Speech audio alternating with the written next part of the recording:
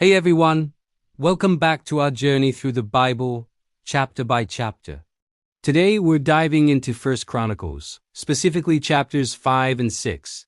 Now, I know what you might be thinking, more genealogies. But trust me, hidden within these lists of names are some incredible stories of faith, consequences, and God's enduring faithfulness to His people. Let's start with chapter 5. This chapter focuses on the tribes east of the Jordan River, Reuben, Gad, and the half-tribe of Manasseh. It kicks off with a really important detail about Reuben. Even though he was Jacob's firstborn, he lost the rights of the firstborn because he defiled his father's bed. The birthright, the double portion, went to Joseph's sons, Ephraim and Manasseh, while the leadership, the royal line, went to Judah. This is a powerful reminder right from the start that our actions have real and lasting consequences. Sin isn't just a mistake. It can alter the course of our lives and our legacy. The chapter then details the genealogies of these eastern tribes. It's not just a list of who's who.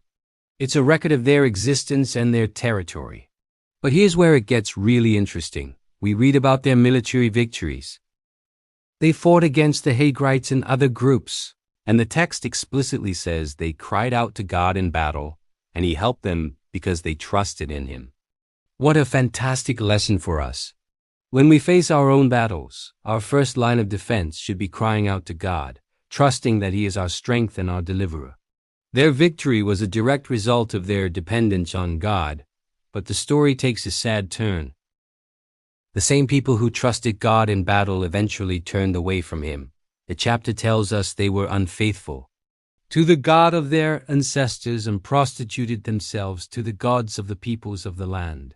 Because of their unfaithfulness, God stirred up the spirit of the king of Assyria, who took them into exile. It's a heartbreaking end to their story in this chapter, but it reinforces a central theme of the Bible. Obedience and trust lead to blessing, while disobedience and idolatry lead to judgment and exile. It's a cycle we see again and again, and it serves as a sober warning for us to remain faithful. Now, let's move into chapter 6. This chapter is all about the tribe of Levi, the priestly tribe. It's a long and detailed chapter, and for good reason. The Levites were absolutely central to the spiritual life of Israel. They were responsible for the tabernacle, and later the temple, for the sacrifices, and for teaching God's law to the people.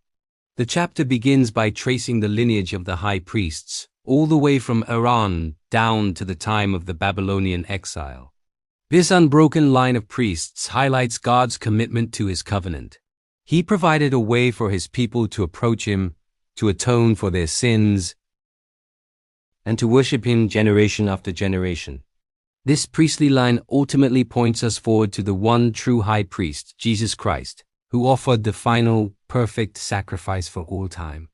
The rest of the chapter details the various families of the Levites, the Gershonites, Kohathites and Merarites, and lists the towns and pasture lands that were assigned to them throughout all the other tribes of Israel.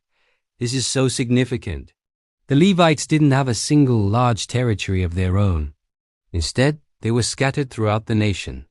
Why? So they could be a spiritual influence in every corner of Israel, teaching the law and leading the people in worship. They were a constant, living reminder of God's presence among His people. The chapter also mentions the musicians appointed by King David, like Heman, Asaph, and Ethan. These weren't just guys with good voices. They were Levites set apart for the ministry of music and praise in the house of the Lord. Their role was a vital part of worship, reminding us that praise is a powerful and essential part of our relationship with God. So what can we take away from these two chapters? From chapter 5, we learn about the serious consequences of sin and the incredible power of trusting God in our battles. From chapter 6, we see the importance of spiritual leadership, worship, and God's faithfulness in providing a way for us to draw near to Him. These genealogies are more than just names. They are a record of God's intricate plan unfolding through history. Thanks for joining me today. I hope this has given you a fresh perspective on these chapters. Don't forget to like and subscribe, and I'll see you next time as we continue our walk through the book of Chronicles.